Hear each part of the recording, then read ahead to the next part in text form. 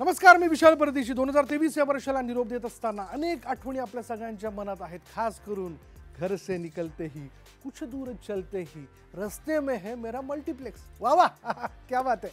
आणि या मल्टीप्लेक्सच्या चित्रपटांच्या पोस्टरकडे पाहताना अरे या वर्षात कोणत्या चित्रपटाने बाजी मारली याची सहज उजळणी होते. त्यात सगळ्यात पहिल्यांदा नाव घ्यायला हवं शाहरुख खानचा पठाण. धमाल ॲक्शनचा तडका, शाहरुख दीपिकाची अदाकारी, विलनची भूमिका बजावणारा जॉन अब्राहम, असं सारंच काही वर्षाच्या सुरुवातीला जुळून आलं आणि प्रेक्षकांनी एकच गर्दी केली. जिकडे तिकडे पठाणची चर्चा. परिणामी म्हणता म्हणता पुढील काही दिवसात बॉक्स ऑफिसवर 1050 कोटी रुपयांची कमाई या चित्रपटाने केली. वर्षाच्या या सुपर डुपर हिट सुरुवातीनंतर बॉलिवूडमध्ये पुढे सकारात्मक वातावरण तयार झालं. आता पठाण नंतर प्रेक्षकांच्या भेटीला आला रॉकी और रानी की प्रेम कहाणी हा खास चित्रपट. रणवीर आणि आलियाची लव्ह केमिस्ट्री, संवादाची जुगलबंदी आणि दमदार अभिनयाच्या जोरावर रॉकी आणि रानीने सगळ्यांची मनं जिंकली. वेगळ्या कथानकाच्या या फॉर्म्युलाला प्रेक्षकांनी चांगलंच उचलून धरलं आणि चित्रपटाने बॉक्स ऑफिसवर 356 कोटींची कमाई केली आणि पुन्हा एकदा दुसरा हिट स्ट्रोक बसल्यानंतर सगळ्या इंडस्ट्रीचा आत्मविश्वास चांगलाच वाढला. आता या वर्षात सगळ्यांना प्रतीक्षा होती ती गदर 2 ची, कारण त्याची चर्चाच तशी होती.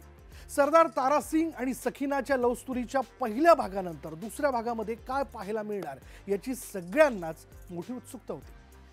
टीजर रिलीज झाल्यानंतर ती उत्सुकता अधिक वाढली. रिलीज डेट जाहीर होताच ॲडव्हान्स बुकिंगलाच गदर 2 कोटीच्या कोटी उड्डाणं घेणार हे लक्षात आलं होतं. तर मित्रांनो, मैं निकला गड्डी लेके असं म्हणणाऱ्या सनी पाजीच्या सिनेमाने बॉक्स ऑफिसवर 651 कोटींची कमाई केली. मंडळी, या वर्षात दक्षिणेतील चित्रपटांची चांगलीच चलती राहिली आणि त्यात थलैवा रजनीकांत नसते तर नवलच.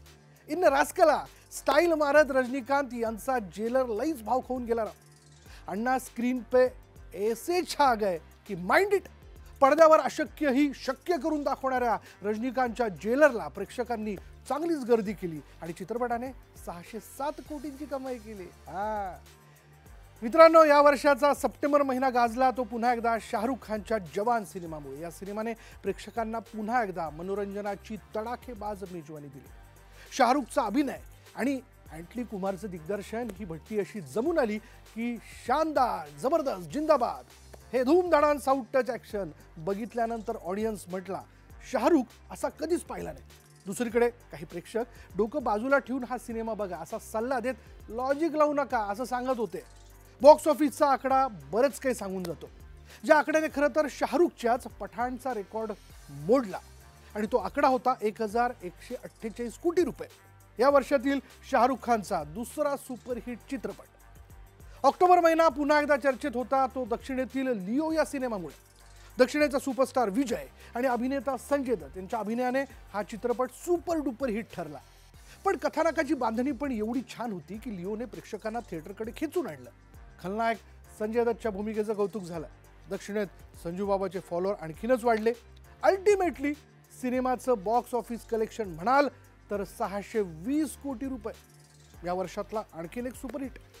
आता तुम्ही म्हणाल आमच्या भाईजान सलमानचं या वर्षात काही योगदान नाही का? हो मंडळी, आहे ना. असं काय दोस्तो, टायगर अभी जिंदा आहे. ऑक्टोबर महिना चर्चेत राहिला तो भाईजान सलमानच्या टायगर 3 सिनेमामुळे. परत एकदा टायगरने मी आहे ना असं म्हणत सिनेमातील दहशतवाद्यांचे 3-13 केलेत. भाईजान हर ईद को शीरखुर्म्यासोबत ॲक्शन फिल्मची भेट देतातच. या भेटीला प्रेक्षकांनी भरभरून स्वीकारलं. टायगरच्या शोला हाऊसफुलचा बोर्ड लावत बॉक्स ऑफिसचं कलेक्शन आकडा जो आहे तो 467 कोटींवर जाऊन पोहोचला. हा होता आणखीन एक खानचा जोरदार सुपरहिट. तर मंडळी, वर्ष संपता संपता डिसेंबर महिनाही लई हिट राहिला राव. याला कारण म्हणजे रणबीर कपूरचा ॲनिमल.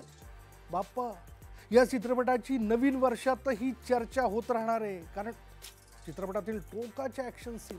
आता दक्षिणेतील दिग्दर्शक संदीप रेड्डी वांगा असल्यानंतर साऊथ टच ॲक्शन यामध्ये असणार हे क्रमप्राप्त होतं.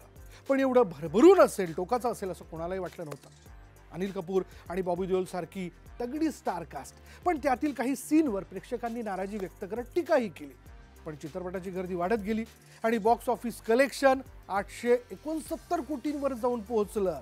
पुन्हा एकदा जोरदार सुपरहिट. ढांटडाय. 2023ला निरोप देताना प्रभासचा सलार जोरदार हिट ठरला. प्रेक्षकांनी त्यालाही भरभरून प्रतिसाद दिला. आतापर्यंत सलारने 402 कोटींची कमाई केली आहे. ही आनंदाची बाब म्हणते. पण या वर्षात 2 सुपरहिट चित्रपट देणाऱ्या शाहरुखच्या डंकी सिनेमाकडे प्रेक्षकांनी पाठ फिरवली. राजकुमार हिराणीचं दिग्दर्शन असणाऱ्या डंकीला फार प्रतिसाद मिळाला नाही.